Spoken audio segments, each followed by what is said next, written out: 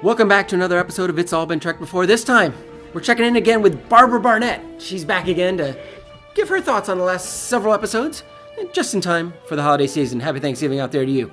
Barbara Barnett, you may know her. She's the Blog Critics magazine co-owner and co-creative editor. She's also the writer of The Apothecary's Curse. Reportedly, she's working on a sequel. Somebody else who likes to talk about TV, does reviews. Jerome, our own Jerome's TV reviews here at IABDpresents.com. Get Jerome's take on it. See if you want to commit that time. Because there's so much TV. You got to be choosy sometimes. You got to be choosy unless you're independently wealthy. A couple guys that aren't independently wealthy, but they help us out nonetheless, as if they are. Our editors here on It's All Been Trek Before, David Huff and Ando Schaefer. All right, you've gotten our takes on these episodes. Now it's time to get Barbara's here on It's All Been Trek Before. Hi, Jimmy. Hey, Barbara, how are you? I'm good. How are you? Oh, my Not dog too is bad. It's been, we recorded about 6 weeks or so ago, the last time I recorded with you. These 6 episodes are the first 6 episodes of Season 2, and Season 2 is a little shorter, so there's not as many episodes between these quarterly recaps. Right, but some very memorable episodes. Oh my goodness. Yes, these 6 were overall a strong batch of 6 episodes. They were, I have to confess, the only one that stands out as completely forgettable was the apple. I don't know if it was too soon after Who Mourns for Adonis. Yeah. Reprising the Paradise thing, or, I didn't even remember it. It's like the apple. What episode was that? Really? It was extremely heavy-handed with its metaphors and Garden of Eden stuff. But we actually, those are our bottom 2, the apple and Who Mourns, of these 6. But we put the apple slightly above Who Mourns for Adonis. We thought it was a little bit better put together. Yeah, I did not like Who Mourns for Adonis either. It was too, maybe in context of seeing it 40 years ago or whatever, or 50 years ago, it was like, oh, wow, that's a really cool take on, what. And it was funny because as I was watching it, I was like, oh, wow, that's sort of a little bit like the trope I'm using for my new novel. Whoa. That's but not with Greek gods, but with the fairy folk, which is basically the same idea, just a different folklore. But they weren't like Apollo was. But yeah, at least with the apple, we got a yeoman that got to kick butt a little bit. Yeah. And the tribe was interesting. It just left us with more questions than answers. Yeah, well, the symbiotic relationship. There's a little bit of a Twilight Zone vibe to the apple as well, I thought. And a little bit of the Time Machine, a little bit of H.G. Wells, and the relationship between the Eloi and the Morlocks. And there was a little bit of that vibe to me as well. But I have to tell you, I haven't seen the Amok Time for many a year. I haven't seen any of these for many a year. But I have to tell you, it still just packs such a powerful sucker punch to the gut. It's such a great it's like that's one of my absolutely favorite episodes. That's a very iconic episode too. The fight to the death between Kirk and Spock and the music behind it and everything. It's been referenced and parodied so many times. Oh yeah. And the triox compound that McCoy gives him in the final scene where, Spock is so excited to see Jim, and it's all really good. I think Shatner did a good job. I think McCoy did a good job. I think Leonard Nimoy acting as the out-of-character character of Spock showed that conflict. And McCoy, if anything, I think McCoy was undersold as the hero in that episode. Yeah, I think he really was the hero. He didn't want anything to fall. He was the one that was we have to go to Vulcan. We have to do this or Spock's going to die. And he ends up giving Kirk the paralytic, which again, I was like, oh, come on. I used something like that in Apothecary at some point. I was like, oh, I guess all science fiction sort of crosses and recrosses. I didn't remember that specifically as a paralytic, a neuroparalytic, but I'd say my one problem I had with Amok Time was I just did not buy that Spock did not make any plan whatsoever to get himself home for this. He is the type of mind that would think it through and come up with what was going to do. He wouldn't create an emergency for the crew just by being neglectful. This is what I think, and maybe it's fan wanking, but I really think that this thing comes on like he didn't know when it was going to happen. He didn't know if it was going to be this year or next year or if he would be spared from it entirely. He even says that. He says, I thought I might be spared from this because he's only half Vulcan. Mm-hmm. And I'll bet it just overtook him. But he's old enough he would have had it before. Well, but he hadn't. I mean, this was he got this. And I'm guessing that he thought it was way past that it wasn't going to hit him. Yeah, and I wonder... That's the part I didn't get, because it's supposed to be every 7 years. So we know he would have gone through it at least probably 2 times before this. Well, but maybe he was able to forestall it, and I'm wondering if T'Pring, and invoke, he's so remember they're connected. Yes. And maybe she was pushing it from her mind because she really didn't want to be married to him, and now she wants to be with this guy, Stan, who is, God, the wimpiest Vulcan I've ever seen. Give me a break. Really? She's going to pick someone who is like cute, handsome, charming, smart. I mean, we didn't get to know him all that well. He could have something that we didn't know about. It's possible. I don't know. Certainly not the money that Spock's family had, but we really found out that Spock's got quite the prestige. His family holds an important place. I mean, we know that from in retrospect later. Because because of things that happened later. But this was the first hint of because we don't know that his father was an ambassador. Right. He was like so important to the Federation, and we don't know anything about his mother at this point. Mm-hmm. But where were they? You would think they would be around. Yeah. Where would his parents be? Well, maybe his dad was off being an ambassador somewhere. Or being a Romulan, perhaps. I think that episode's coming up in our next batch of 6 or 7, where we're going to meet his father. But I love that. It's like, it also sets a precedent for Peter Capaldi in Doctor Who. Oh, see, that annoyed me. That really annoyed me today, because Netflix, Blu-rays, you can watch. Whereas we were talking about, in the 60s, with the crappy TV, first of all, it's unlikely that anybody would notice Mark Lenard was in 2 episodes, let alone make that connection. I mean, I did, and I was freaking 10 years old. You noticed the same actor? Okay. Absolutely.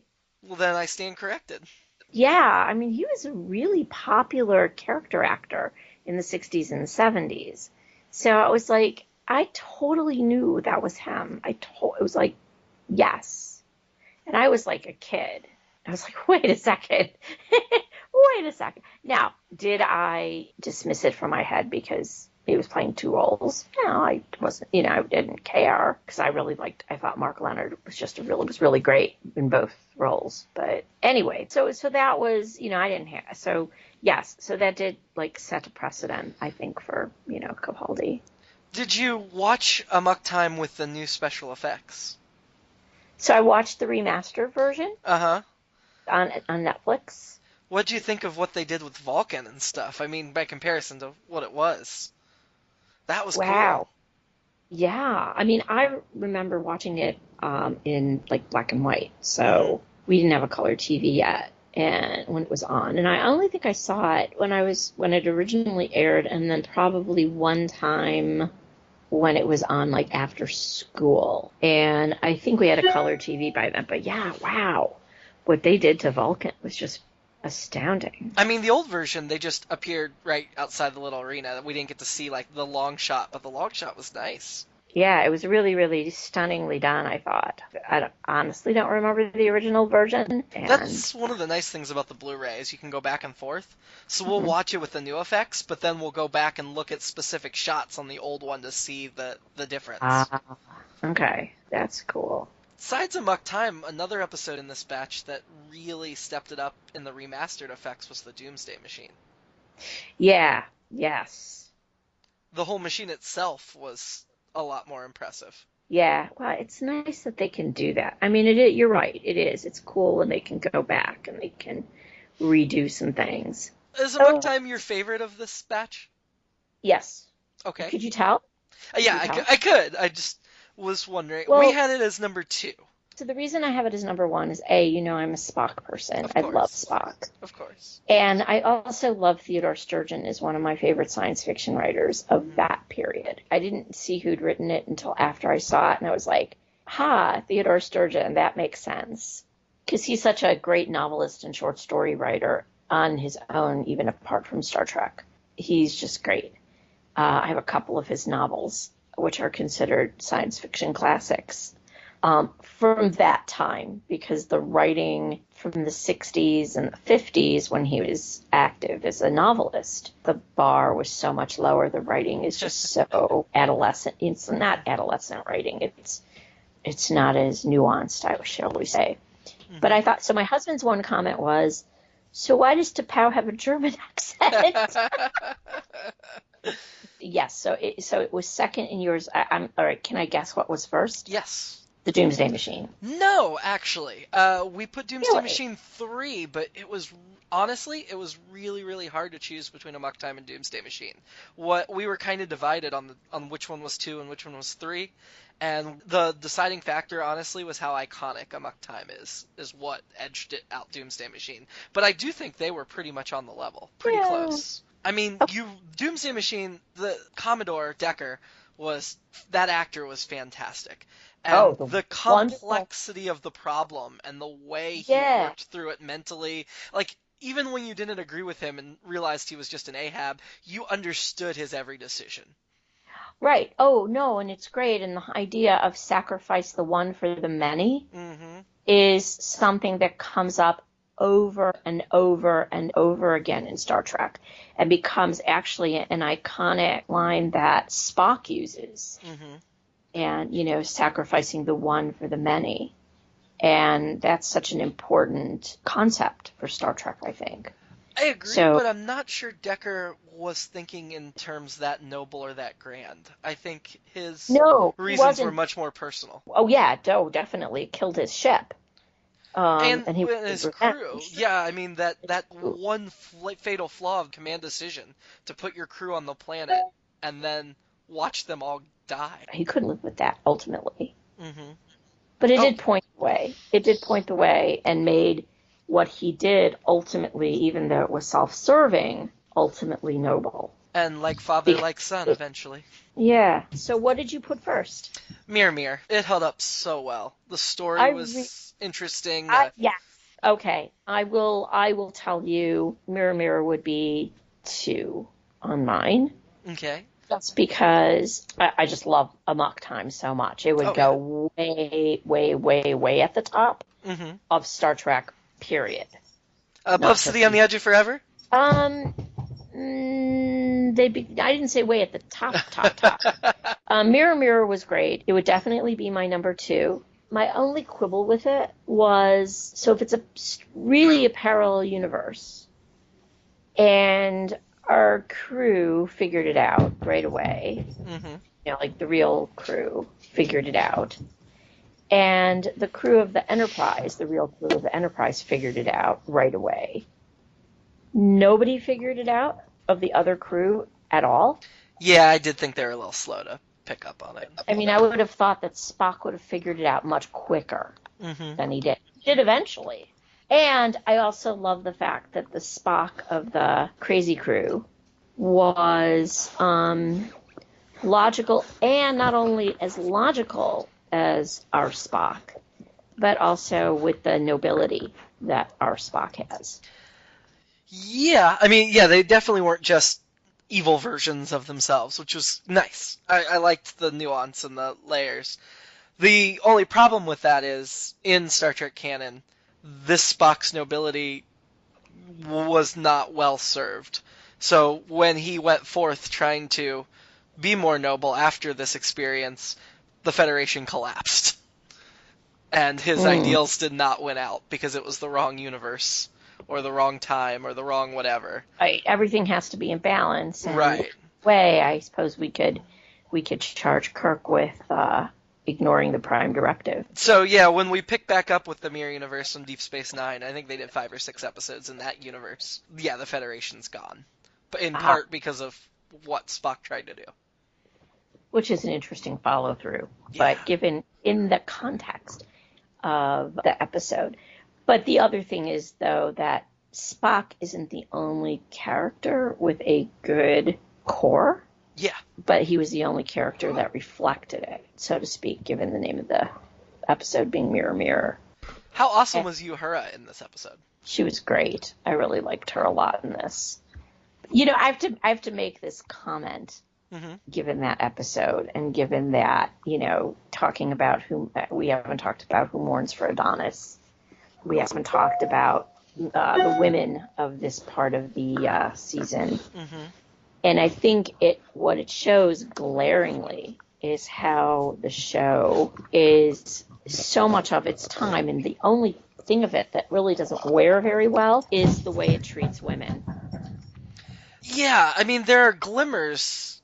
I mean, they're definitely trying more than most shows were of this era, and there are times where they get it right, but there are also a lot of times they get it wrong. They got it wrong a lot. And, Oh, yeah. I mean, even in Amok Time, where you have a character like T'Pau, who is a woman and she's very powerful, and that's fantastic, yet T'Pring would be Spock's property?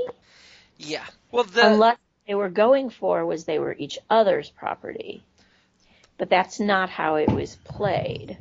See, yeah, we had a discussion about that too, and actually the one woman in our group that was here was the one who didn't have a problem with that comment, thinking that it was implied that Spock was her property, sort of, in the way that, I don't know. I took it the way you did, I think, that it was saying she was Spock's property.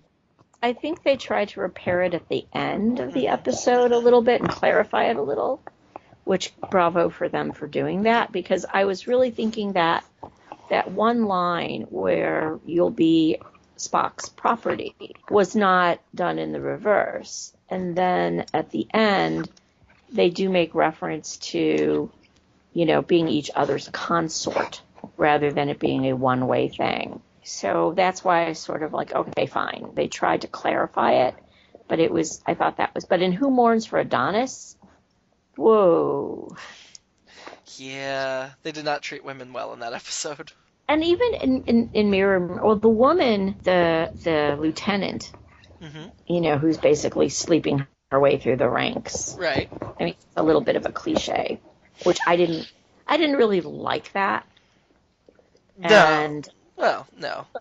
Marlena was her name. Marlena, I really didn't like that. And I think that was probably the main reason why I would not have ranked it 1.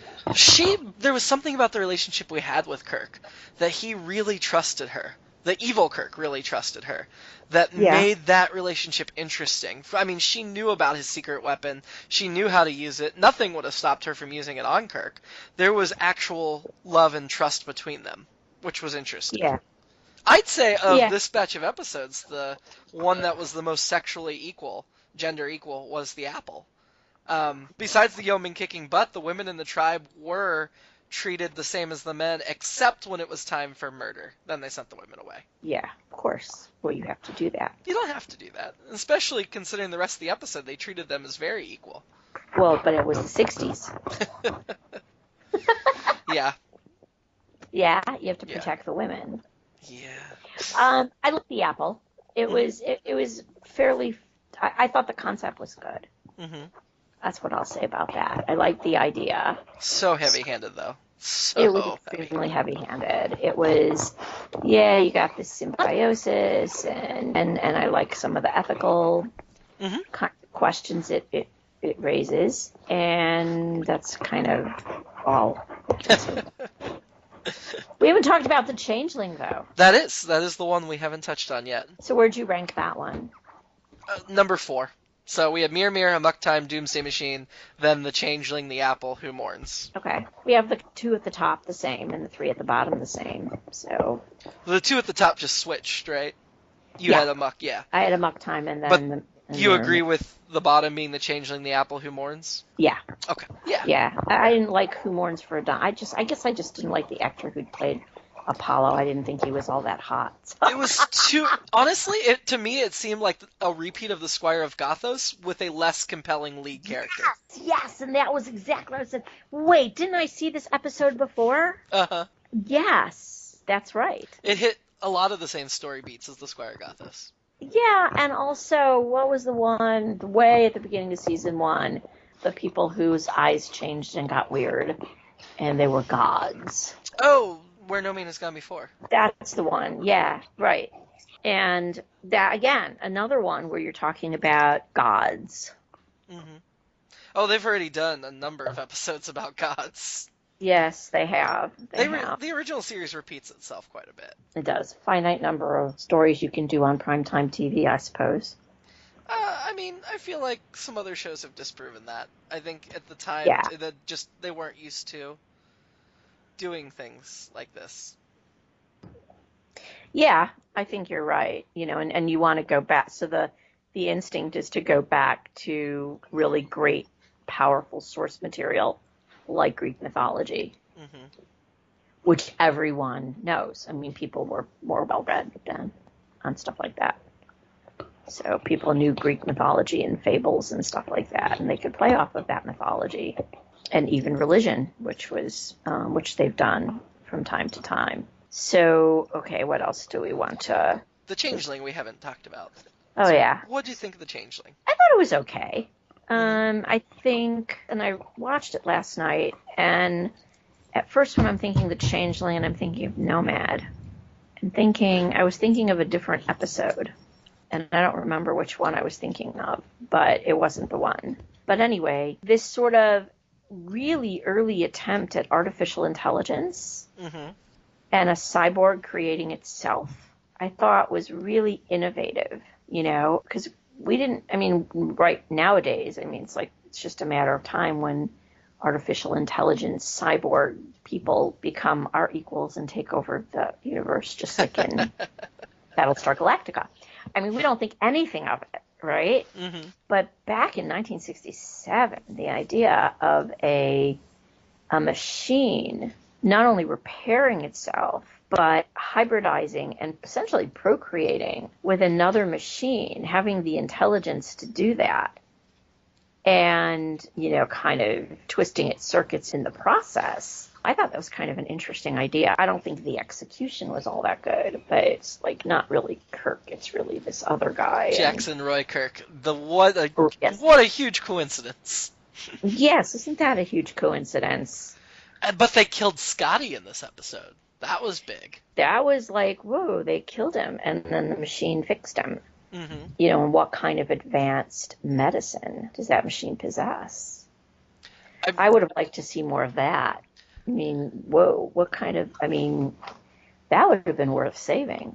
Yeah, this episode, The Changeling, interesting concept, so ripe to make fun of.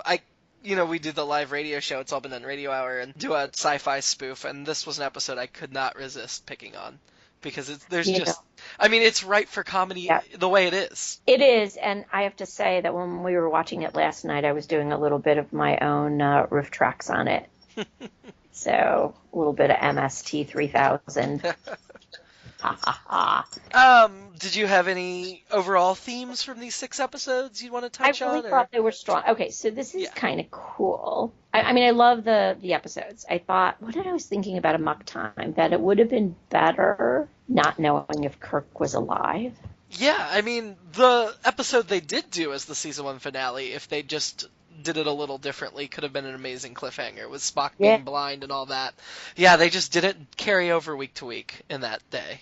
No, they did not. And so many of these, maybe that's worth an article, Interestingly, though, Star Trek Deep Space Nine was one of the first shows that really went serial. So even though Star Trek resisted back in the 60s, it was one of those that started into the current trend of the ongoing shows. I think Next Generation did to a certain extent as well. Only a little bit. I've been reading the 2 books at the 50-year mission, the history of Star Trek, where they talked to all the different writers and producers and cast members and stuff. And a lot of the next-gen people that went over to Deep Space Nine either went against their will. They were like, no, we want to go to Voyager. Like, no, some of you have to go to Deep Space Nine. Or they were frustrated with next-gen. And Ira Steven Burr, for one, had left Next Gen, and then they wooed him back telling him he could do things a little differently. And they talk a lot in that about how the Deep Space Nine producers the studio would be like, you can't do these 6-episode arcs. Oh, no, it's just going to be like two or three, and then it would be 12. It would, like, they kept, I mean, because Deep Space Nine was the ignored series, they got away with a lot. That probably is by far the most serial Star Trek, at least until Discovery comes out, which I hear is pretty serial. So yeah, in general, I really like this series of Star Trek. Mm-hmm. The series of episodes. From really, I mean, Mirror Mirror, Amok Time was great. One thing, a trend I noticed is I thought after the first few episodes of the series of season 1, they really developed Scotty and Uhura and Sulu, and then that kind of went away for most of season 1. But I feel like these episodes, they're starting to give some development back to the supporting characters. Yeah, and that was the other thing I noticed was there's a cohesion to the team, and that the characters have really figured out who they are. Yeah. The actors have figured out who their characters are. And I think you see that in each of the episodes. Mm-hmm. It's really fun to watch it in Mirror Mirror. Oh, yeah. Yeah, it is. Because you try to see those characters, who those characters are, and the actors struggling with keeping them different yet the same. Mm-hmm. And you can see that especially in Spock and in Kirk. Yeah, I'd say of these 6, the only one I could say I just didn't like was Who Mourns for Adonis. Everything else was fine. Yeah, some of them were really great, but even the Apple I still enjoyed watching. Yeah, I mean, I was fairly bored by Who Mourns for Adonis. So. Yeah. Mm-hmm. I was like, I found myself playing Candy Crush while I was watching. I was like, okay. Well, we drink when we watch them, so that helps. Oh, no, I wasn't drinking. I found a really great non-alcoholic ginger beer, though. Any final thoughts on these? Good start to season 2. Mm-hmm. The next several that look to be interesting, I Mud, because they're just so much fun. Yeah, the first Mud episode was really disappointing, so I gotta believe the second one was great, because such fond memories of Mud. It's funny. I mean, they're the really genuinely... Yeah, there are moments of humor in all of the episodes, but this one was just funny. That's great. I remember that. Friday's Child, I recall. Oh, Journey to Babel. I remember that There's one. the Sarek one. And we get Metamorphosis with Zephyr Cochrane. Yeah, that was also really, really memorable. Journey to Babel, I remember the first time I saw Star Wars and the bar scene, I was thinking, Journey to Babel! Because that was such a riff on it. And we have the Deadly Years coming up, where we get to watch them age rapidly. Oh, yeah. Spock aging slower, but still aging. Mm-hmm. Yeah. Oh, and the Trouble with Tribbles is coming up. Well, that won't be in the second batch. That'll be in the third batch. But yeah, it is coming up. So yes, there's a lot of good episodes coming up. But yes, in this next batch. Yeah, I'm excited. So we'll let the listeners go enjoy their Turkey Day, because it is Thanksgiving Day, and hopefully they enjoyed taking a little bit of time out of their Thanksgiving to listen to us talk Star Trek. Happy Thanksgiving, everyone. Bye, audience.